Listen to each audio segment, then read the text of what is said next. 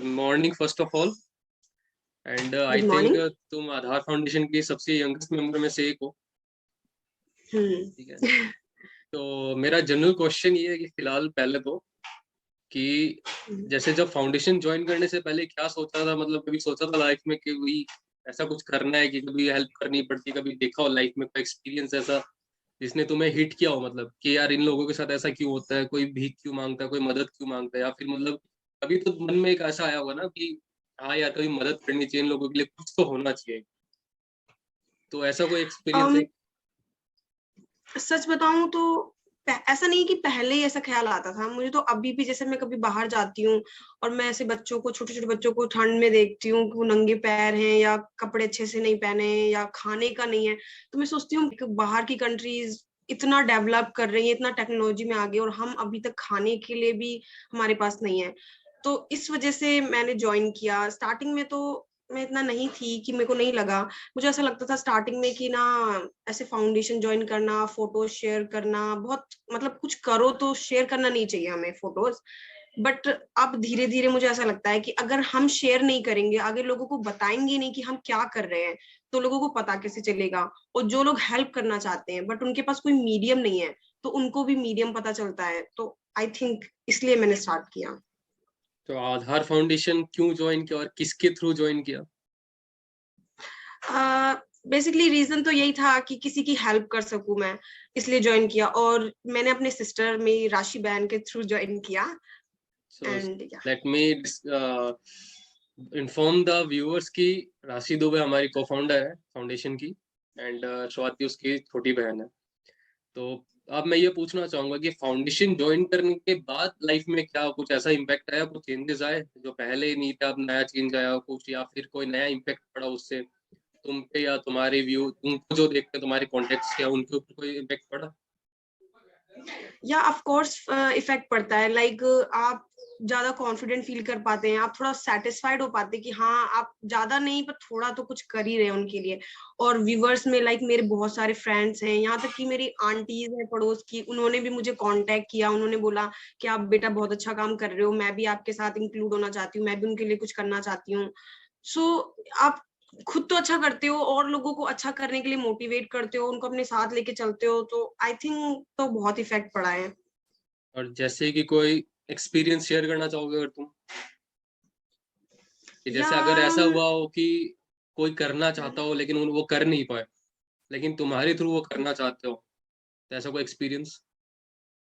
हाँ, ऐसे तो मेरे बहुत सारे फ्रेंड्स हैं जिन्होंने मुझे कांटेक्ट किया। लाइक मेरी एक फ्रेंड थी अपर्णा, उसने मुझे कांटेक्ट किया। उसने बोला कि वो मतलब मैं जैसे कुरुक्षेत्र में पढ़ती हूँ, तो हम दोनों एक बार गए हुए थे घूमने, तो वहां पर एक बूढ़ी दादी थी, तो वो उनकी बहुत हेल्प कर रही थी, उनको पैसे दिए, खाना दिया। तो मैंने उससे बोला कि हमें ना पैसे नहीं देने चाहिए, हमें उनके खाना देना चाहिए, उनकी कुछ अलग तरीके से हेल्प करनी चाहिए।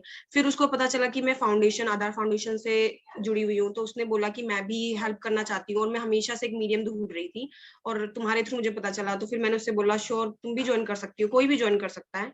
एंड उसको फिर मैंने अपनी सिस्टर का नंबर दिया, फिर उसके थ्रू वो भी इंक्लूड हो गई। और अभी रिसेंटली में हमने दिवाली में भी गए थे हम डिस्ट्रीब्यूट करने, तो मैंने अपनी फोटो शेयर की थी। तो मेरे एक अदर फ्रेंड था, वो नोएडा से था, तो उसने मुझसे पूछा कि क्या नोएडा भी इसकी ब्रांच है। तो मैंने कहा कोई प्रॉब्लम नहीं है, आप कहीं से भी हैं, इंडिया में हो या कहीं के भी हो, आप अपने थ्रू जितनी भी हेल्प कर सकते हैं फाउंडेशन के नाम से या किसी के नाम से, या आप नहीं भी कर सकते तो फाउंडेशन में पैसे देके आप या फिर कुछ भी हेल्प कर सकते हैं। और थर्ड एग्जांपल, लाइक मेरी आंटी ने भी अभी बोला कि वो भी कुछ हेल्प करना चाहती हैं, तो मैंने उनसे बोला श्योर अगली बार मैं आपको लेके चलूंगी। तो ऐसे बहुत से एग्जांपल्स हैं। चलो, अच्छा लगता है कि कोई फाउंडेशन से जोड़ के इतने चेंजेस तो ला रहा है। और अपने बारे में बताओ अपनी निशी कुछ, कि तुम्हारी एज क्या है, एंड तुम क्या कर रही हो एजुकेशन के लेवल पे, ताकि पता चले कि भाई और यंगस्टर्स भी किस हिसाब से क्या सोचते हैं। या रिसेंटली अभी 14 सितंबर को मैं 21 की हुई हूँ। एंड अभी मैं एमबीए कर रही हूँ कुरुक्षेत्र यूनिवर्सिटी कुरुक्षेत्र से। एंड या दिस इज ऑल। अभी मैं इंटर्नशिप्स कर रही हूँ एंड जॉब सर्च कर रही हूँ। तो ओवरऑल एक्सपीरियंस कैसा है एक सोशल वर्क करके, कैसा लगता है? अगर मैं ऑनेस्टली बताऊं देन सोशल वर्क करके आपको बहुत अच्छा लगता है, और आप जब नए प्लेटफॉर्म्स पे जाते हैं, लाइक मैंने बहुत सी बिना इंटर वो क्या कहते हैं इंटर्नशिप्स की, या फिर मैं किसी ना वर्कशॉप अटेंड किया, तो मैंने अगर टीचर्स को बताया दैट कि मैं ना इस फाउंडेशन से जुड़ी हुई हूँ, तो वो भी आपको डिफरेंटली ट्रीट करते हैं। वो सोचते हैं कि आप इतने यंग होकर भी इतना कुछ कर पा रहे हो, और हम इस एज में, मतलब उनको भी चीज एक्साइट करती है। सो डिफरेंट फील होता है, आपको भीड़ से अलग देखा जाता है कि हाँ आप भी कुछ कर रहे हैं डिफरेंट, तो अच्छा लगता है। और मेरे तो सीनियर्स ने भी मुझे सपोर्ट किया, लाइक जब उन्हें उस वर्कशॉप में उन्हें पता चला कि मैं जुड़ी हुई हूँ, तो उन्होंने बोला कि आप बहुत अच्छा कर रहे हो। और मेरे मीन्स मैं उन सीनियर से कभी नहीं मिली पर्सनली, बट उनने मेरे से कांटेक्ट किया और उन्होंने मेरी बहुत सारी हेल्प की। लाइक मुझे एमबीए में, मैं इतनी दूर रहती हूँ कुरुक्षेत्र से, तो मुझे बहुत सारी चीजें जाननी थी, उन्होंने मुझे हर एक चीज पे गाइड किया, हेल्प की। तो मैं सोचती हूँ अगर मैं नहीं जुड़ी होती, या मैं नहीं आगे आती, या नहीं बताती, तो शायद वो मुझे कांटेक्ट नहीं करते और मेरी इतनी हेल्प नहीं हो पाती। तो अच्छा लगता है। ओवरऑल एक एक्सपीरियंस अच्छा लेके चलूं, लेकिन वही बात है कि अच्छे के साथ कुछ बुरा भी होता है, तो कुछ बुरे नेगेटिव कमेंट्स आए कभी?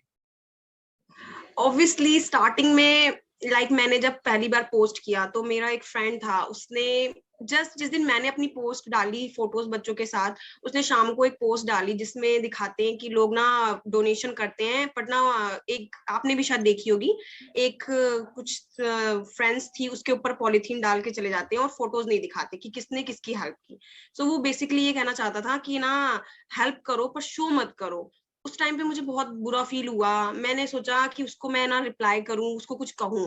फिर मैंने सोचा अगर मैं सबको कहने लग जाऊंगी तो फिर कोई फायदा नहीं है। पर ना उसको भी समझना चाहिए कि अगर हम नहीं बताएंगे आगे तो कैसे काम चलेगा।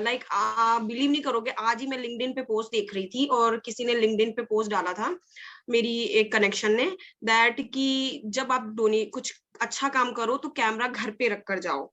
और जब मैंने सोचा कि इसके ऊपर कुछ कमेंट करूं, तो मैंने देखा उसमें 700-800 कमेंट्स थे, एंड सबने यही बोला कि ना पहले मेरी भी यही थिंकिंग थी कि हमें ना कैमरा घर पे रखना चाहिए, बट अब मेरी थिंकिंग चेंज हो रही है। हम जब तक है ना सबको अवेयर नहीं करेंगे, देन लोग अवेयर कैसे होंगे, फर्स्ट थिंग। सेकंड थिंग, अगर ना जिसको अच्छा लगता है डालना, अगर वो अच्छा लग रहा है उसको डालना, तो उससे क्या प्रॉब्लम है। आप उसकी अपनी थिंकिंग है, आपकी अपनी थिंकिंग है, अगर आपको अच्छा नहीं लगता तो आप मत लेके जाओ कैमरा, बट जिसको अच्छा लगता है उसको ले जाने दो। इन लोगों के कमेंट्स देखकर मुझे लगा कि अब सबकी थिंकिंग चेंज हो रही है। सिर्फ कुछ लोग हैं जिनको ऐसा लगता है कि ना हम कुछ करते हैं तो हम फोटो खिंचाते हैं तो हम शो ऑफ करते हैं, ऐसा नहीं है। तो मुझे लगा ये चेंज है। तो अगर जो नेगेटिव थिंकिंग वाले, उनके लिए क्या बोलना चाहोगे तुम? उनके लिए बस मैं ये बोलना चाहूंगी, अगर अगर आप पर्सपेक्टिव चेंज करते हो या अपना डिफरेंट लुक देखते हो, डिफरेंट तरीके से देखना स्टार्ट करते हो, तो आप भी समझ जाओगे कि ये कुछ नेगेटिव नहीं है।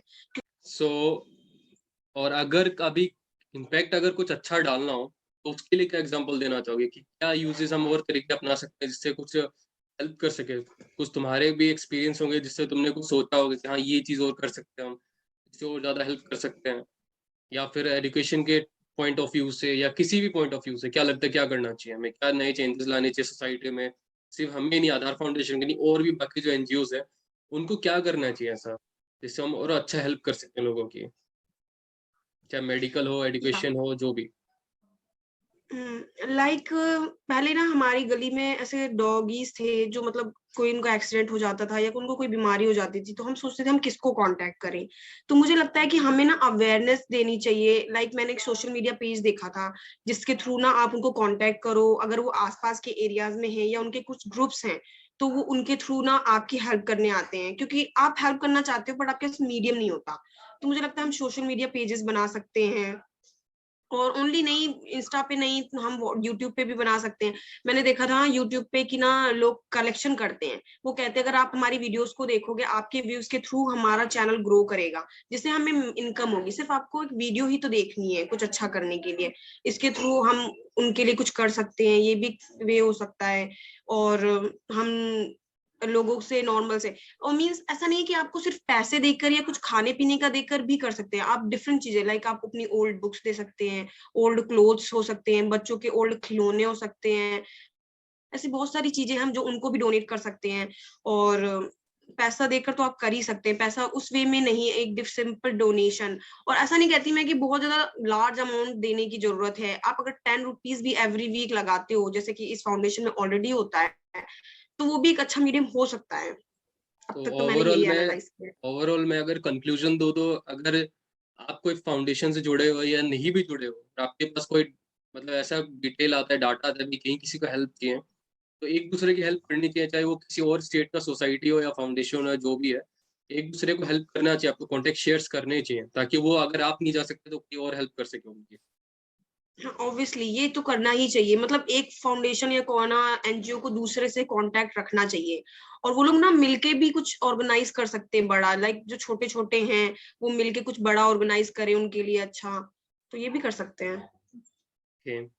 एंड कोई एक ऐसा की पॉइंट जो बताना चाहो एट द लास्ट, क्योंकि हमारा सेशन इतने छोटे छोटे ही रहेंगे, सभी नए नए मेंबर से हम पूछेंगे, तो सेशन के एंड में कोई एक उनका भी की पॉइंट हम लेना चाहेंगे,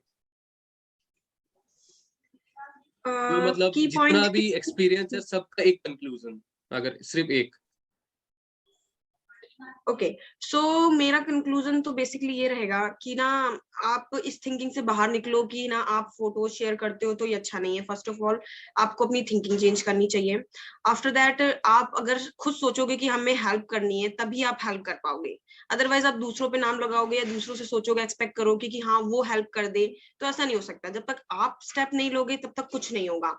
एंड हेल्प जरूरी नहीं है किसी भी तरीके से करो, हेल्प किसी भी तरीके से हो सकती है, छोटी बड़ी। आप अपने ओल्ड क्लोथ्स, अपने बच्चों के ओल्ड क्लोथ्स या कुछ भी छोटी से छोटी अगर आप सोचते हो तो आप जरूर हेल्प कर सकते हो। That's all. ओके, अच्छी बात है। और क्या पता लोग देखें इस वीडियो को तो सोच समझे उस चीज को भी, और कैसे यंगस्टर्स जुड़ते जा रहे हैं, उनकी थिंकिंग चेंज है, तो शायद जो दूसरे लोग हैं, चाहे हमसे बड़े हो हमसे छोटे, उनकी सोच भी थोड़ी चेंज हो। तो thank you Swati, and I think अगर हम निकनेम से बोले तो Nishchit Dubey. Thank you, thanks a lot to join this video and this interview. और अगर मैं कहूँ एक कंक्लूजन वीडियो जिससे हम लोगों की सोच बदल सके। Thank you, thanks a lot. Thank you.